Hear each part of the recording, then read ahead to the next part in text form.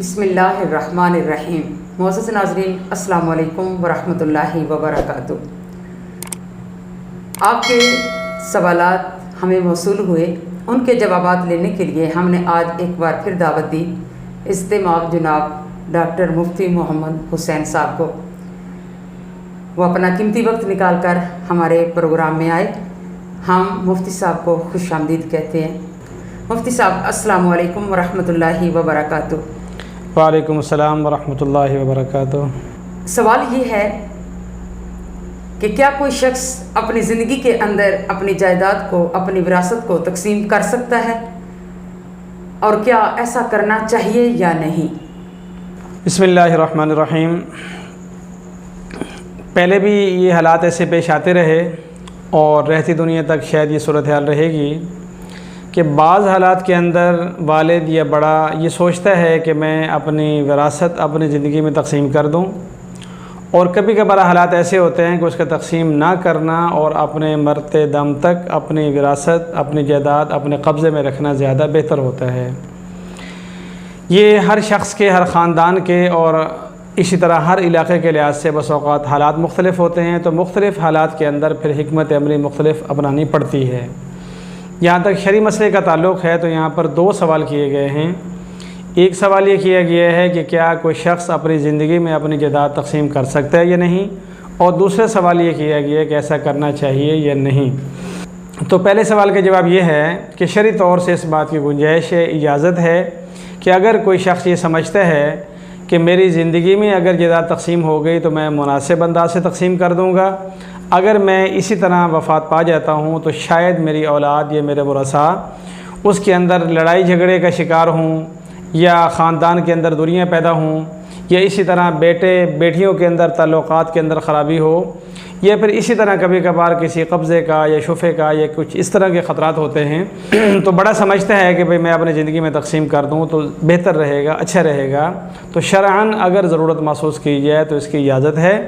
और कोई भी शख्स अपनी ज़िंदगी के अंदर अपनी जायदाद तकसीम कर सकता है। उसके अंदर ये भी इख्तियार है कि जायदाद के तीसरे हिस्से के अंदर कोई वसीयत कर दे कि मेरे मरने के बाद इतनी रकम जो है वो मस्जिद को दी जाए, मदरसे को दी जाए, रफ़ाई कामों को दी जाए या कहीं दी जाए, और बाकी जो है वो इस अंदाज से तकसीम कर दी जाए। जहाँ तक मसला है कि ऐसा करना चाहिए या नहीं, इसका जवाब ये है कि अगर ज़रूरत महसूस की जा रही हो तो ऐसा कर लेना चाहिए। लेकिन आम तौर पर देखा यह गया है कि अगर औलाद को ये पता चल जाए कि हमारे वालिद ने जो जो हमें देना था वो दे चुके हैं और अब हमें उनसे ज़िंदगी या मरने के बाद कोई माली दुनियावी फ़ायदा नहीं है, तो बस औक़ात उनके अदब में, एहतराम में, ताल्लुक़ में, ख़िदमत में, तावन में बड़ा फ़र्क आ जाता है। इस वजह से हत्तुल इम्कान अगर कोई बहुत ज़्यादा मजबूरी ना हो तो वालिद यही कोशिश करे कि अपनी ज़िंदगी तक अपनी चीज़ों को महफूज रखे, और उसके बाद जब वो दुनिया से चला जाएगा तो फिर वो माल उसका नहीं रहेगा, तो बाद वाले लोग उसको तकसीम कर लेंगे। और अगर वो ये समझता हो कि मेरे बाद जायदाद की तकसीम सही नहीं होगी, या जो बेटा उस पर काबिज़ है, जिसके तसर्रुफ़ में जायदाद है, वो उस पर काबिज़ हो जाएगा, बाकी बहन भाइयों को नहीं देगा, या फिर बेटे जो हैं वापस में तकसीम कर लेंगे और बहनों को इसी से महरूम कर देंगे, इन हालात के अंदर उसको तकसीम कर देनी चाहिए। लेकिन इसमें उलमाए कराम ने मसलहतन ये कहा है कि हिस्से तकसीम करते हुए कुछ हिस्सा वो अपना भी रख ले कि इतनी जायदाद में से इतना हिस्सा मैं तकसीम कर रहा हूँ, और इतना हिस्सा ये मेरा अपना ज़ाती है, ये मेरे ज़ाती नाम पे रहेगा। ऐसे में फिर वो ये कर सकता है कि जो बेटा उस वालिद की खिदमत कर रहा हो, तामुन कर रहा हो, उसको अपने साथ ठहरा रहा हो, या इलाज मालजी में तामुन कर रहा हो, तो ऐसी सूरत में फिर उसको थोड़ा सा लालच भी रहेगा, और इसी तरह खुशी भी रहेगी, और औरों को एहसास भी रहेगा कि अगर वालिद साहब उसका तामुन कर रहे हैं तो उसने वालिद साहब का तामुन भी किया है और ख़िदमत भी की है। यहीं पर एक मसला ये आता है कि अगर वो तकसीम करता है तो किस तरह करके तकसीम करनी चाहिए। इसका जवाब ये है कि ज़्यादा बेहतर यही है कि जिस तरह शरीयत के हिसाब से उसके मरने के बाद हिस्से बनने हैं उसी हिसाब से वो तकसीम कर दे। उसकी मरने के बाद उसका ख्याल है कि मेरी बेवा होगी तो जो बेवा को हिस्सा औलाद के होने की सूरत में बनता है वो दे दिए जाए। इसी तरह जो आसबा हैं यानी बेटे और बेटियां, तो इनके हिस्से बनाकर उसमें से बराबर दर्जे के हिस्से करके हर बेटे को बेटी से दुगना हिस्सा दे दिया जाए और बेटी को बेटे के मुकाबले में आधा हिस्सा दे दिए जाए। तो इसका ये फ़ायदा होगा कि जो उनके मरने के बाद उनको जितने हिस्सा आना था वो मिल गया, और ज़िंदगी के अंदर ये वो हिस्सा लेकर अपनी तकसीम करके बिल्कुल अलहदा हो जाएंगे। लेकिन ये भी हुक्म है कि अगर बिलफ़र्ज़ वालिद अपनी ज़िंदगी में चाहे तो किसी माज़ूर बच्चे को या दीनी काम में ज़्यादा तामुन करने वाले को या अपनी खिदमत करने वाले को या ज़रूरतमंद बच्चे को दूसरों की रज़ामंदी के साथ बताकर कुछ हिस्सा उसको ज़्यादा भी दे सकता है। और इसी तरीके से अगर वो कुछ चाहे तो अपने लिए वसीयत भी कर सकता है कि ये चीज़ मेरे मरने के बाद फ़लाँ काम में लगा दी जाए। तो ऐसी हालत में फिर उसके वारिसीन को चाहिए कि उसके मरने के बाद दयानतदारी के साथ उसकी वसीयत को भी पूरा करें और जिस हिसाब से तकसीम हो गई थी उसको पूरा कर लें। लेकिन ये भी तय है कि अगर वालिद ज़िंदगी में अपनी जायदाद तकसीम करता है तो फिर उनको जायदाद देने के साथ साथ ज़बानी बताने के साथ साथ कब्ज़ा भी दे दे, मालिक बना दे, तो उस सूरत में फिर हर एक कब्ज़े के साथ उसका पूरा मालिक बन जाएगा। माशाअल्लाह डॉक्टर साहब, आपने बहुत खूबसूरत जवाब दिया है बड़ी वजाहत के साथ। लेकिन यहाँ पर एक बात का और इजहार कर दें कि बेटी को कितना हिस्सा दिया जाए। बस इसमें कुरान पाक में यूसीकुमुल्लाहु फ़ी औलादिकुम लिज़्ज़करि मिस्लु हज़्ज़िल उन्सयैन के तहत बता दिया गया है कि जितने बेटे या बेटियां हों उनके हिस्से इस तरह किए जाएं कि जितना बेटे को आ रहा हो उसका आधा जो है वो बेटी को आ रहा हो। मिसाल के तौर पर किसी की 20 लाख की प्रॉपर्टी है, 2 बेटे और 2 बेटियाँ हैं, तो ऐसे हिसाब से यूँ तकसीम होगा कि हिस्से करने के बाद जितना बेटे को आ रहा होगा उसका आधा आधा जो है वो हर बेटी को आ जाएगा। और इसमें कोई इबहाम नहीं है, अल्लाह ताला ने ख़ुद कुरान पाक में साफ़ साफ़ फरमा दिया। और यूसीकुमुल्लाह के अल्फाज हैं कि अल्लाह तुम्हें वसीयत करता है, यानी ताकीद के साथ हुक्म देता है। लेकिन हमारे माशरे का अलमिया हिस्से की तकसीम या मिक़दार का मसला नहीं, मसला हमारे यहाँ ये है कि हमारी कोशिश ये होती है कि हम बहनों बेटियों का हिस्सा खा जाएँ, ख़त्म कर दें। वालिद का ये रवैया है कि वो ये चाह रहा होता है कि मेरी सारी जायदाद मेरे बेटों को मिल जाए, और भाइयों का रवैया वालिद के मरने के बाद ये होता है कि जो कुछ भी है बस भाइयों तक महदूद हो जाए, बहनों को वहाँ से निकाल दिया जाए। उसमें चूँकि कानून विरासत के तहत तकसीम के लिए ज़रूरी होता है कि सबकी रज़ामंदी हो, तो उस मजबूरी के तहत बहुत सारे भाई जो हैं वो बहनों को अदालत लेके जाते हैं कि आप यहाँ तक़सीद कर दो कि आप हमारे साथ हिस्से में शरीक हों, और उसके बाद उनको बहला फुसला कर या डरा धमका कर कोशिश करते हैं कि उनसे हथिया लिया जाए। अब ऐसी हालत में अगर वो बादिल नखास्ता दे रही हैं तो किसी भी तरीके से ये हलाल नहीं होगा। और ये कुदरत की शान है कि अगर वालिद ना बनाता या ना देता तो भी कोई फ़र्क नहीं पड़ना था। जो लोग खुदा खौफी करते हुए अपनी बहनों को उनका पूरा हक़ और हिस्सा दे देते हैं तो अल्लाह रब्बुल इज़्ज़त उनकी अपनी औलाद और जायदाद में इतनी बरकत देता है कि वो कहीं बढ़ जाती है। और जो लालच करके जायदाद खा जाते हैं तो आम तौर पर देखा यह गया है कि ना कभी उनके घरों में सुकून आया और ना कभी उन्होंने उस गसब शुदा जायदाद की बिना पर कोई बहुत ज़्यादा महल्लात या बिल्डिंगें बनाई। बस एक ख्वाहिश है इंसान की, एक लालच है, शौक़ है, और इंसान हराम करके बचाकर बहनों को हिस्सा खाकर अपनी औलाद को दे जाता है, ख़ुद भी हराम का मर्तकब हुआ, गुनहगार हुआ, और उनकी औलाद भी अपनी औलाद को जो गसब शुदा हिस्सा आगे तकसीम करती है, तो एक जुल्म दर जुल्म और गसब दर गसब और चोरी दर चोरी जो है वो आगे नस्लों तक चलती रहती है। तो किसी भी मरहले पर आकर हमें तौबा करके ये अंदाज़ा लगा लेना चाहिए कि मबादा मेरे पास जो ज़ेर कब्ज़ा ज़मीन है, कहीं ऐसे तो नहीं कि मेरे अब्बा ने अपनी बहन का हक़ खाया हो और मैं नाजायज़ तौर पर जो है अपनी फूफी के हिस्से पर काबिज़ हूँ, वो उनको अदा कर देना चाहिए, ना हो तो उनके वारिसीन को दे देना चाहिए। और अपने इस ख़ानदान में इज्तिमाई तौबा करके इरादा करके ये तय कर देना चाहिए कि आज के बाद हमारी नस्ल और ख़ानदान में जो कोई भी बहन या बेटी होगी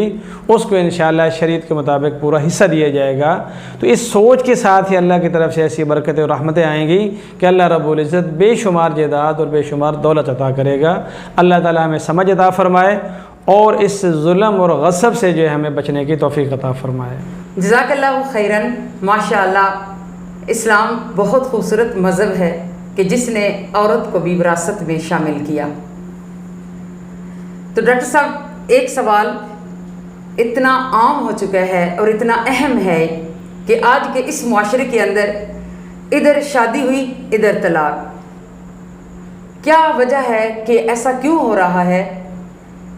ये अदम बर्दाश्त का नतीजा है या खुद गर्जी का नतीजा है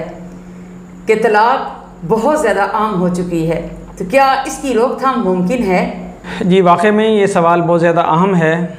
और इस वक्त हालात ये हैं कि कोई पोश इलाके हों, बड़े घराने हों, तालीम याफ्ता घराने हों, ज़िम्मेदार घराने हों या गरीब घराने हों, और अपने हों या बेगाने हों, वहाँ सूरत हाल ये बन गई है कि शादी के लिए रिश्ता ढूंढना सबसे पहले बड़ा मसला है। रिश्ता मुनासिब तय होने के बाद फिर उस शादी के मराहिल को पाया तकमील तक पहुँचाना बज़ाते ख़ुद एक बहुत बड़ा अमल है। फ़िक्र के लिहाज से भी, अखराजात के लिहाज से भी, माहौल और माशरे के लिहाज से भी। इससे बाद वालिदैन को अपनी औलादों को शादीशुदा करने के बाद फिर ये फ़िक्र लायक रहती है कि अल्लाह करे कि शादी कामयाब रहे, और चंद सालों तक ये फ़िक्र रहती है कि ये शादी चलती है या टूटती है।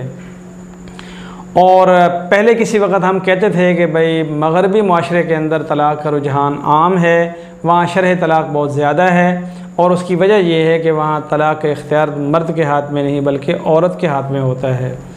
आज हम यहाँ पहुँच चुके हैं कि अदालतों के अंदर जाएँ तो वो कचहरियाँ भरी पड़ी हैं जहाँ पर तलाक़ और खुला के मसाइल हैं। इसी तरीके से अगर हम अपने माहौल और माशरे में गौर करें तो वहाँ पर भी यही हालात। इससे बढ़कर जिस वक्त हम दारुल इफ्ता में जाते हैं शरई मसला मालूम करने के लिए, तो पता चलता है कि हफ़्ते भर के अंदर जो फतावा ज़्यादा पूछे गए हैं वो तलाक़ के हवाले से थे, और इस बिना पर तलाक़ का रुझान इस वक्त हम देख रहे हैं कि ये मुमलिकत खुदादाद पाकिस्तान जो एक खालिस मशरक़ी और इस्लामी माशरा है, यहाँ पर शरह तलाक़ बहुत बढ़ चुकी है। अब यहाँ पर ये सवाल पैदा होता है कि ये तो हालत है या हालात हैं, इसका तदारुक कैसे मुमकिन है, इसकी रोकथाम कैसे मुमकिन है। इसका जवाब ये है कि इस सारे अमल के अंदर जो जो ज़िम्मेदारान हैं उनमें से हर एक शख्स को और हर एक फ़रीक़ को अपनी पूरी ज़िम्मेदारी अदा करनी चाहिए। इसके अंदर हम समझते हैं कि एक सबसे बड़ा जो शरीक है या ज़िम्मेदार है या जिसकी ज़िम्मेदारी बनती है वो वालिदैन हैं। आम तौर पर वालिदैन औलाद को तालीम भी दिलाते हैं, तरबियत भी करते हैं, उनका घर बार का ख्याल करते हैं, बच्चियों के जहेज़ का ख्याल करते हैं, और इसी तरीके से अपनी औलादों को तालीम के बाद उनकी मुलाजमत या कारोबार की फ़िक्र करते हैं। हमारे माशरे में ऐसा बहुत कम है कि कभी किसी वालिद ने अपने बेटे को उसकी शादी से पहले किसी मरहले पर आकर बैठकर ये समझाया हो कि बेटा ये शादी का मरहला बड़ा नाजुक है और ये रिश्ता जो है बहुत बारीक है, हुक्म खुदाबंदी से आप एक दूसरे के लिए हलाल होते हैं, इसके ये तकाज़े हैं और ये मसाइल हैं, आपको इन मसाइल से यूँ गुज़रना होगा, इन मामलात से यूँ निपटना होगा। शायद कोई सैकड़ों में एक वालिद ऐसा हो जिसने बेटे को ये समझाया हो। इसी तरीके से दूसरा मामला बेटियों का है कि उनका जहेज़, उनके मामलात वगैरह सारा कुछ किया जाता है, लेकिन शायद ही कोई माँ ऐसी हो जो बेटी को कुछ वक्त के लिए ये बात बताए और उसको समझाए, उसको वक़्त दे, तरबियत दे कि ये निकाह का मामला है और इसकी ये नज़ाकतें हैं और आपने इसको इस तरीके से निभाना है, इस तरीके से चलाना है। एक वक़्त था जब वालिदैन आखिरी दिन अपनी बेटी के कान में कह देते थे कि बेटा खुशी से शौहर के साथ आओ तो आपका घर है, और अगर खुदा न खास्ता आप लड़कर आई तो फिर इस घर में मत आना। तो बेटी के दिमाग में हमेशा ये बात रहती थी कि लड़कर मेके जाने का कोई जवाज़ नहीं है, कोई तुक नहीं है, मेरे लिए रास्ते और दरवाज़े बंद हैं।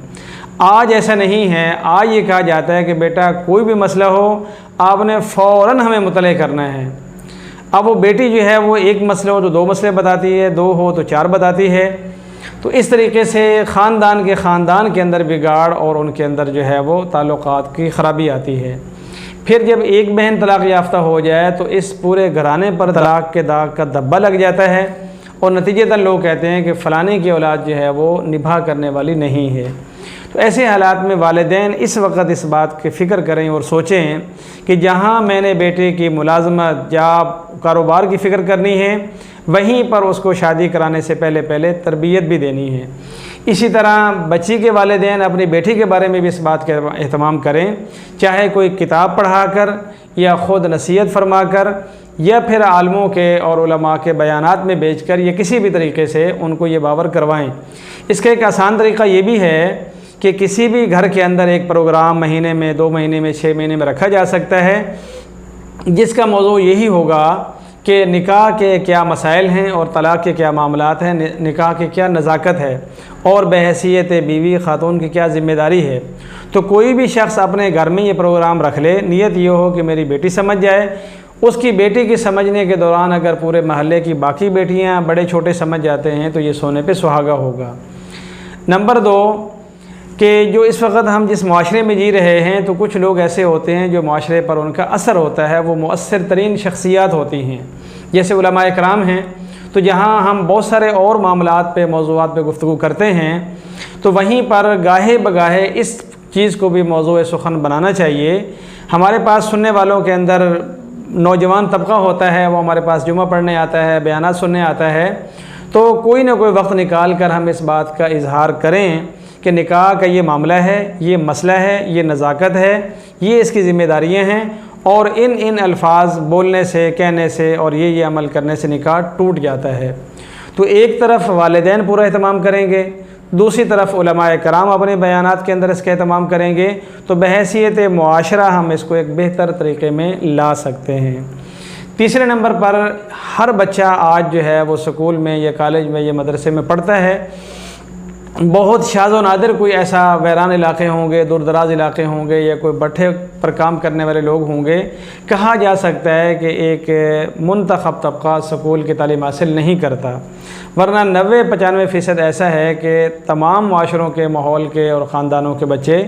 किसी न किसी मरले पर 5, 8, 10, 12, 16 स्कूल, कॉलेज, यूनिवर्सिटी में पढ़ते हैं। तो ऐसे में असातिज़ा कराम को भी चाहिए कि वो मुख्तलिफ़ मौक़ों पर किसी भी उन्वान से कुछ वक्त निकाल कर एक नौजवान नस्ल को ये पैगाम दे दें कि हंसी मजाक अपनी जगह, तालीम और कारोबार अपनी जगह, मुलाजमत अपनी जगह, लेकिन ज़िंदगी के जो पहलू है, यानी शादी और शादी का निभाह, इसकी अपनी एक नज़ाकत है। और वो बताएं कि एक बहैसियत बेटी उसको नए घर में जाकर क्या करना होगा, किस तरह रहना होगा, और इसी तरह बेटे को भी शादीशुदा होने के बाद अपनी ज़बान पर, अपने ख़यालात पर, अपने मामलात पर किस तरह कंट्रोल करना होगा। ये वो चंद बेसिक चीज़ें हैं कि अगर इन पर अमल कर लिए जाए तो हम अपने इस माशरे को, माहौल को एक मुनासिब ज़ाविये पे ला सकते हैं। इससे आगे बाज़ छोटे छोटे मामलात और मराहिल हैं, जैसे मोबाइल का एक नामुनासिब इस्तेमाल है, या इसी तरह बेपर्दगी है, या इसी तरीके से खुलेआम ताल्लुक़ात हैं। ये कुछ आगे ऐसी चीज़ें हैं जो आम तौर पर आजकल जब किसी वाक़ा हो जाता है तो वाक़े की तह में जाते हैं तो पता चलता है कि जी मोबाइल का इस्तेमाल गलत चल रहा था, या बेपर्दगी के मराहिल थे। ये इसी तरीके से एक ताल्लुक़ात की एक अमूमी इजाज़त थी, जिसकी बिना पर लड़का या लड़की का जहन भटका, ज़बान भटकी, और उसके बाद वो ताल्लुक़ कहीं और निकाह कहीं और, ये चीज़ें होती हैं। लेकिन ये बात की हैं, अगर हम उनको बेसिक वालिदैन अपना किरदार अदा कर देते हैं, असातिज़ा अपनी ज़िम्मेदारी अदा कर देते हैं, उलमाए कराम अपनी ज़िम्मेदारी अदा कर देते हैं, तो फिर ये चंद छोटी चीज़ें भी उनको समेटा और इनसे बचा जा सकता है। लेकिन एट द एंड, बिल आखिर जो है, वो जो भी शख्स निकाह के बंधन में बंधता है, वो लड़का हो या लड़की, उनकी ज़ाती ज़िम्मेदारी बनती है कि भाई मेरा निकाह आराम से नहीं हो गया, मेरी शादी मुफ्त में नहीं हो गई, और मेरे इस शादी को निभा करने के नतीजे में कितने फ़वाइद हैं, और खुदा ना खास्ता जज्बात में या गुस्से में या किसी भी गलतफहमी में आकर इस निकाह को तोड़ने के नुकसानात कितने हैं। ये लड़के को भी अपने हिसाब से समझना चाहिए और लड़की को भी अपने हिसाब से समझना चाहिए कि अब जब हम शादीशुदा हो गए हैं, मियाँ बीवी बन गए हैं, तो हम मुआशरे का एक इंतहाई ज़िम्मेदार फ़र्द बन चुके हैं, और अनकरीब हम एक नस्ल की वालिदैन होने वाले हैं। और इसी तरीके से उस एक निकाह की बेहतरी के लिए लड़के के ख़ानदान में भी अच्छाई का तासुर जाता है, और एक लड़की अगर निकाह का निभा कर जाती है, घर चला लेती है, तो उसके ख़ानदान और ख़ानदान से बाहर उसके पूरे ख़ानदान की अच्छी वक़्त और वैल्यू जाती है। तो बहरहाल अल्लाह ताला हमें समझ अता फ़रमाए, और इस पर मज़ीद भी गुफ्तगू करने की, बात करने की, लिखने की, पढ़ने की, बोलने की, किताबें लिखने की और किताबों का मुताला करने की ज़रूरत है। हम बहैसियत वालिदैन या असातिज़ा इसमें ये भी किरदार अदा करें